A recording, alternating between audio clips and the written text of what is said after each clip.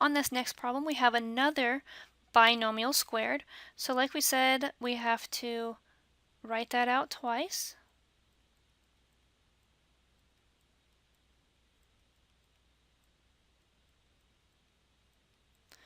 And then I'm going to distribute. The 5 is going to multiply to both terms. So 5 times 5 is 25. 5 times the square root of 3. Now remember, the 5 is on the outside of the radical, but the x plus 3 is on the inside. So we're just going to get 5 times the square root of x plus 3. Then I'm going to come back and grab that plus root x plus 3 and distribute him to both sides.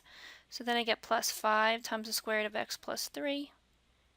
And then the square root of x plus 3 times itself, the square root of x plus 3, is the square root of x plus 3 quantity squared.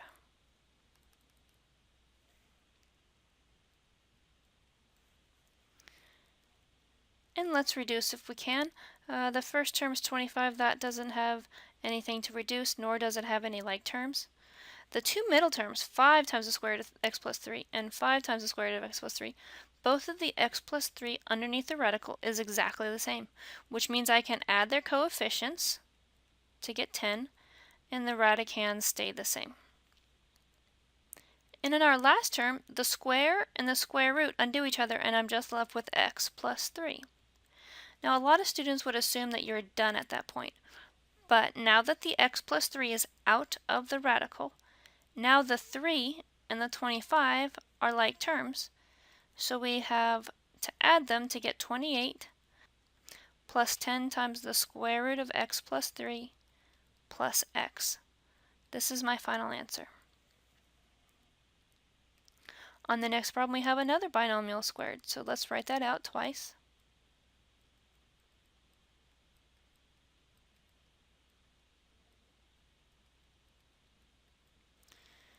So the 2 needs to multiply to both. That gets me 4 minus 2 times 3 is both on the outside, the coefficients, times 5, the square root of 5x minus 1. Then I'm going to come back and grab the whole second term. Negative 3 times positive 2, that's negative 6 times the square root of 5x minus 1. And then the last term, I have negative 3 times negative 3, that's positive 9. The square root of 5x minus 1 times the square root of 5x minus 1 is the square root of 5x minus 1 quantity squared. In the red, it doesn't look like 4 can reduce at all.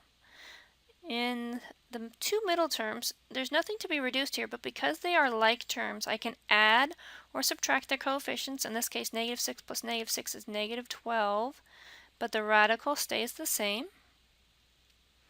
And then on the last green term, I have 9 times the square root and the square undo each other, and I'm just left with 5x minus 1 out of the radical.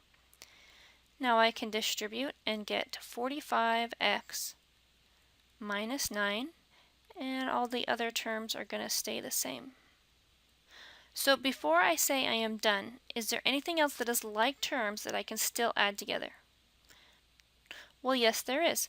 The 4 and then minus 9 are now both out of radicals, and now they can add. So 4 minus 9 is negative 5. And then we still have minus 12 times the square root of 5x minus 1 plus 45x. And now there is nothing else that can combine, and I am done. Now on this third problem, we don't have any squared, which is great. It's just a binomial times a binomial. So I'm going to distribute the red. Root 3 times root 3 is root 9. Root 3 times positive root 2 is positive root 6.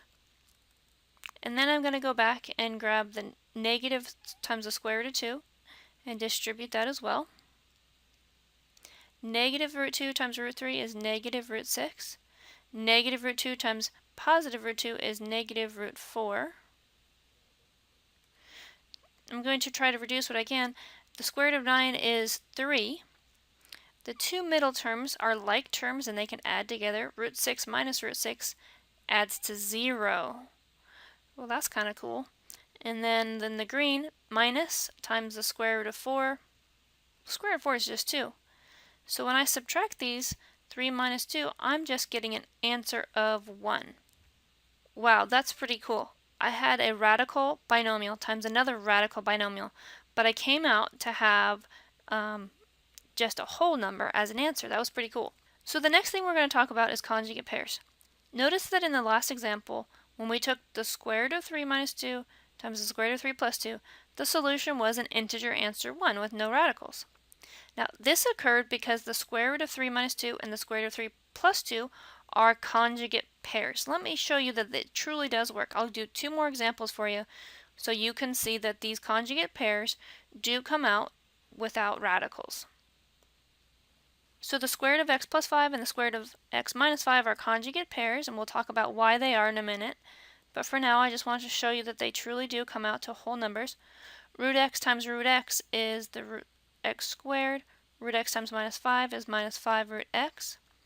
Then I'm going to take my 5 and distribute that as well to get plus 5 root x minus 25. Okay, notice that the two middle terms add to 0. The first term, the square and the square root, undo each other and you're just left with x minus 25.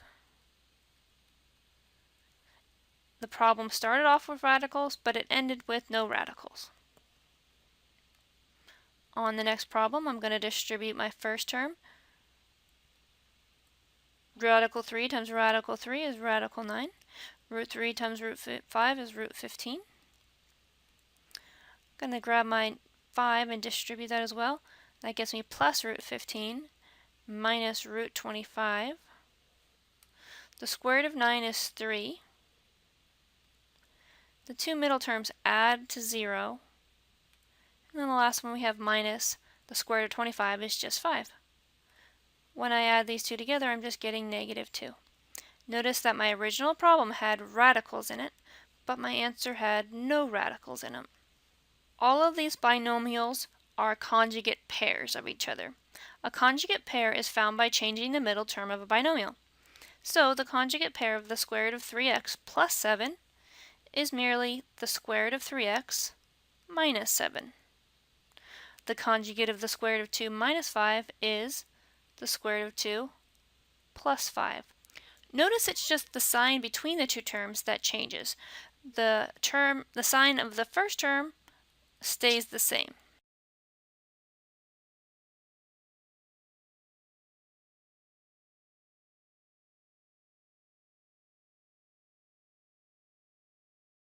When conjugate pairs are multiplied, we can easily get the result by using the difference of squares formula.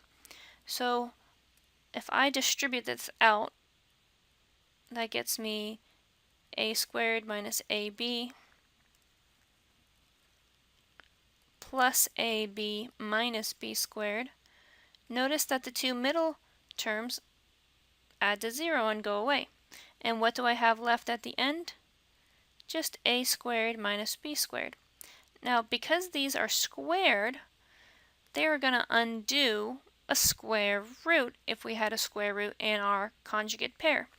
So that's why these conjugate pairs, when you multiply them, come out to be expressions with no square roots in them. So what we could do instead of multiplying this out, now you could obviously take the 3x and multiply it just like we have been, but I'm trying to show you that there is a shortcut here.